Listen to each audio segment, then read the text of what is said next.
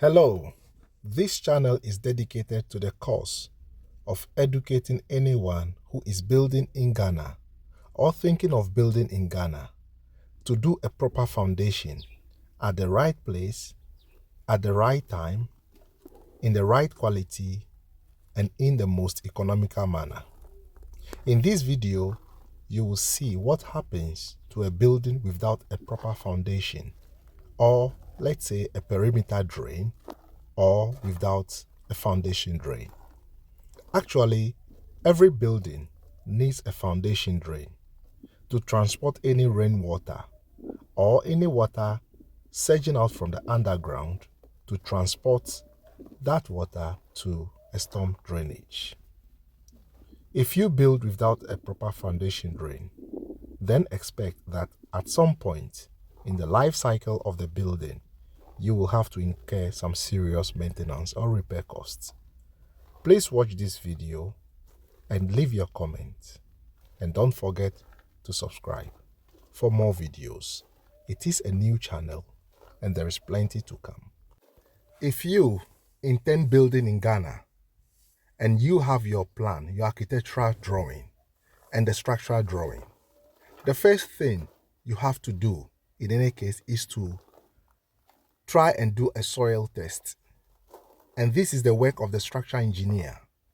So, as the owner of the project, ensure you have an understanding of the soil that you want to erect your building on.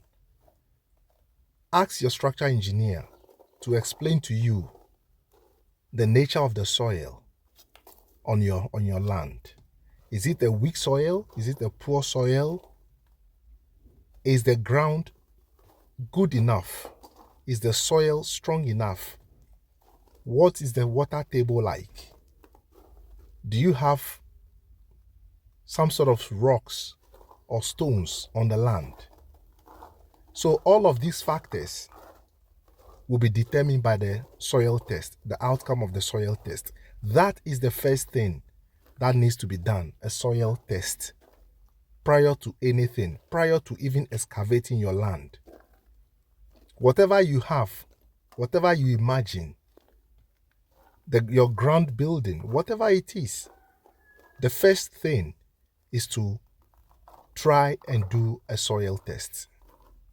And once you know the nature of your soil, even if you're a lay person, a layman, and you don't understand how building works, just ask your structural engineer to do a soil test for you.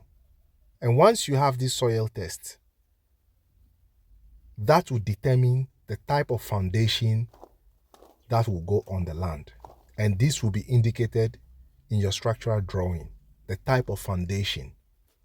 See, there are several types of foundation. Okay, so based on the nature of the soil, you will get the type of foundation to do. Some foundation might even cost you less. Some will cost you money. But your foundation is very, very key, because it is the soil that will hold that building for you. It is the soil. So in this case, once your soil has been detected, the type of soil has been detected, and the type of foundation has been recommended to you, then from there you can execute that and build according to the way the structural engineer indicates in your structural drawing. This is really key.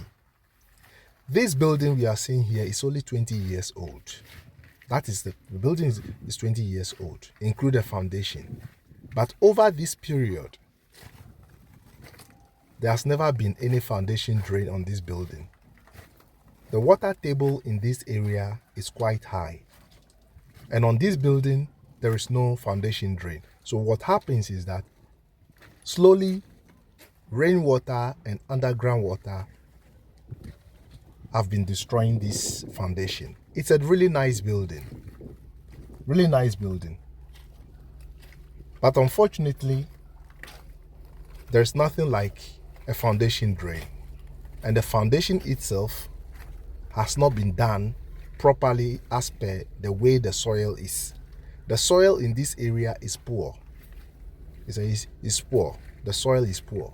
So a different type of foundation would have been done in this area. But all of this can be repaired, but it comes with costs to the homeowner. So in cases like this, even if, as I said, even if you don't understand building, it is essential that you consult or you work very closely with your architect and structural engineer, or you do your own research to understand what you are going to build. It is one thing visualizing and having this dream house, but it is also another thing taking the time to research, to understand the nitty-gritties of what goes into the ground, because that is key. Once you do your foundation, that is it. When you go back to it, you will incur costs. So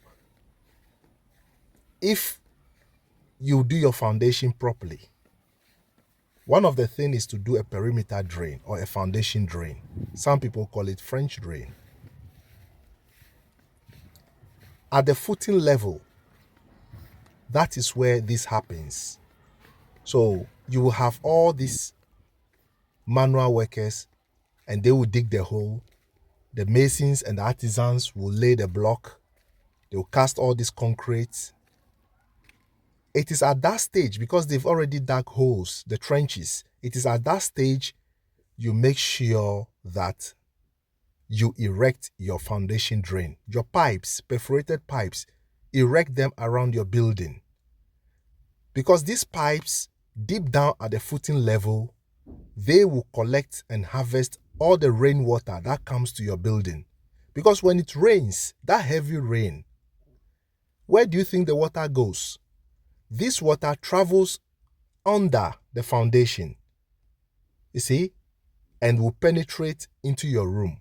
So if you have a foundation drain, perforated foundation drain with all the holes pointing down, the water goes through these pipes and they get transported away to the storm drainage or your gutter, wherever you want the water to go. That is key. If you don't do this, slowly, the water will be creeping through the cold joint. The cold joint is where your first block at the substructure, the first block meets your footing. You see, so slowly water will be traveling under that foundation, slowly.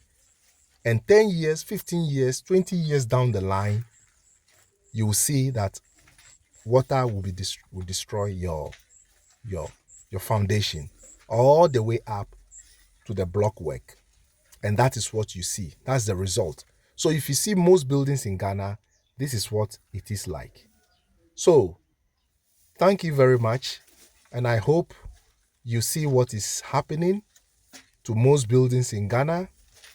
And on this note, try to engage with your structural engineers, your architects, to make sure you get a proper foundation. Understand the nitty-gritties of it so that they can be done properly and you can enforce it. Thank you very much.